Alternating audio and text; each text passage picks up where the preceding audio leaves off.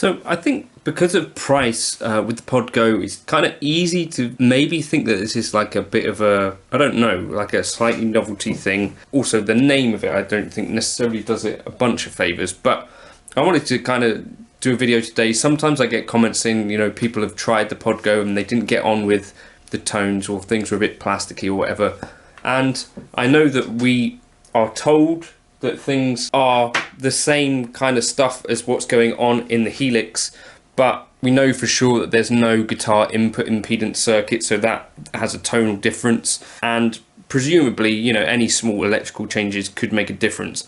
Now, whether or not you find that your Pod Go sounds exactly like an HX Stomp or Helix is not quite the point of this video, but I wanted to show you some of my kind of favourite tones on here, and you can then make a decision for yourself about whether you think this thing is capable of kind of professional sounding guitar tones or not. So this is just a preset that I dialed in today using the Placated Dirty. We got a compressor up front, the Placated Dirty, and you know, you grab this in the Pod Go folder if you want it. Nothing crazy going on EQ wise or anything, and that sounds like this.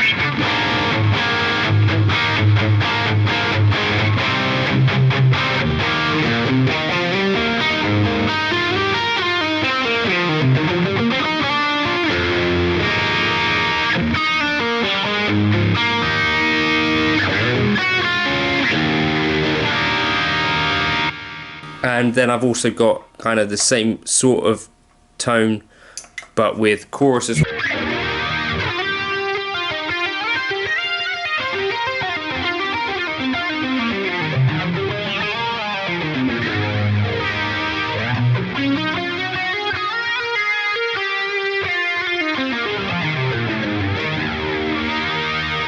So just a couple of tones there. Then, you know, I've got this tone that I dig here for a lead tone.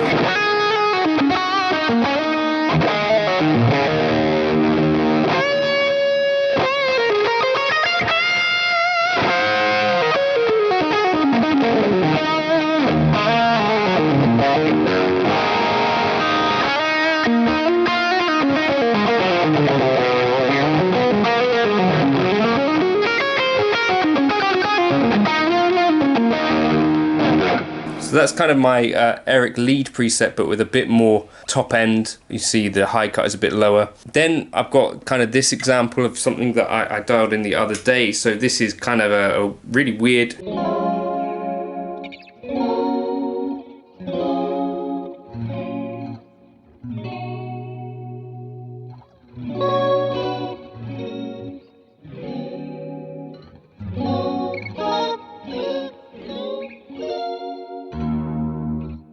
Just, you know, fairly unusual kind of flanging tones.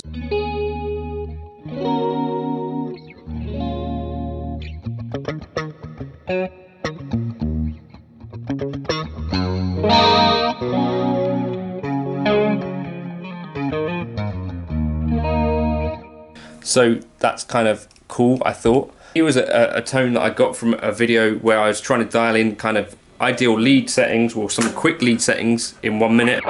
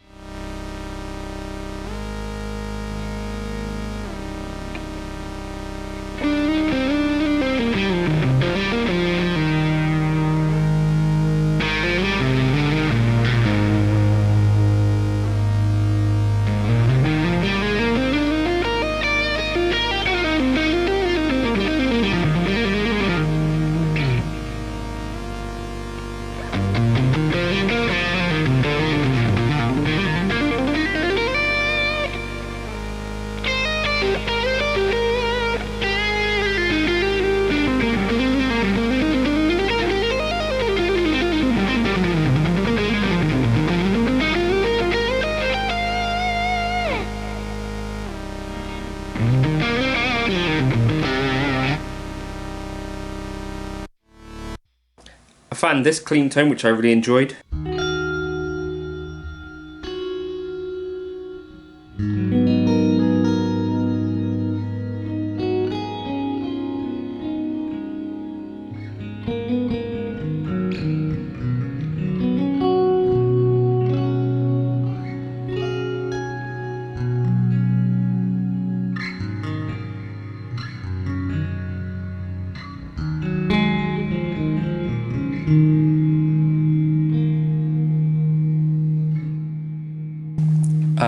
So that one I really kind of dig.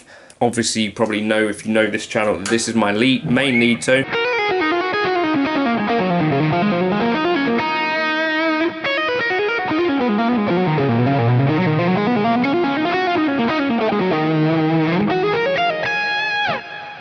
So, you know, that's one that I've used across all of my devices.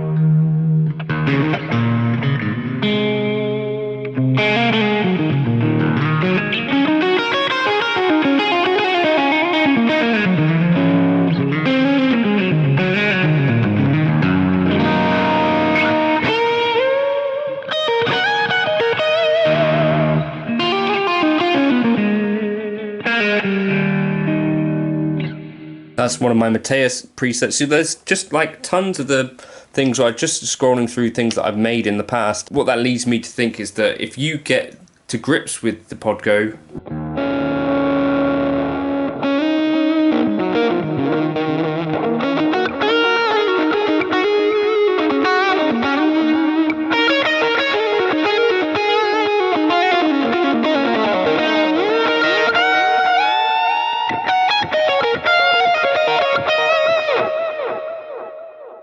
there's not really much of a limit to kind of the amount of vastly different tones you can get out of it. There's no reason, if you kind of learn your way around the unit and figure out how to use the high cuts and make cab selections that actually are sensible and are kind of based on using your ears to figure out what is working and how you can get the sort of tone that you're wanting out of it. I think this, for me, around this kind of price range, there's not that much available that I could think of that has this variety tone, as well as the available models in it and all that kind of stuff, that I think make it something that's worth taking pretty seriously, in my opinion.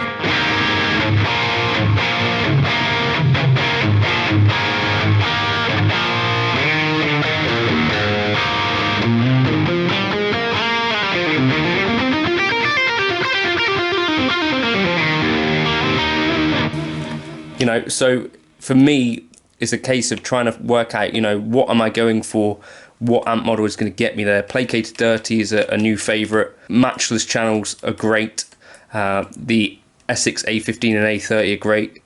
The Jazz Chorus is great. The Derailed Ingrid, the Trainwreck is amazing. You know, some of the Fender stuff, the Princeton, for example, is really good. The Grammatico stuff is great. You know, once you start to get familiar with what these things are, as I've spent, you know, a few years doing now, Cali Lone Star stuff is great. The Mark IV is hard to dial in relatively, as is the Rectifier, but once you know what you're going for, you can get great tones out of those. The Line 6 Litigator is amazing. You know, there's just so much selection in there, and the ability to go in and do sort of power amp things doesn't really exist on other devices at this price point. As well as, of course, you've got a bunch of great delays and all of that sort of stuff from the Helix as well.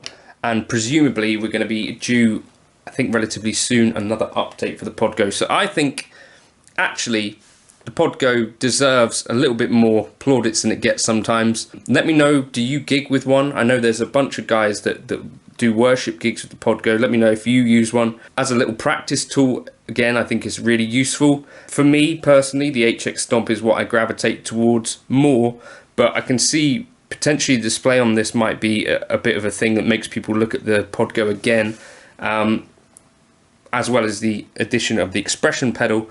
I just think there's a bunch of great tones in there, but it's not necessarily the device that I see as much respect as maybe I think it should be worth online, in my opinion. But let me know if you use yours, if you dig yours.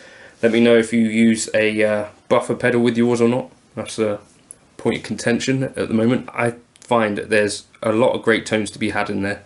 and so I thought it was worth doing a video on. Maybe should we take the Podgo seriously? For this kind of money, I can't think of much that could get you this far. Maybe the Ampero Stomp, which I've not had a chance to play yet. Maybe one day I will.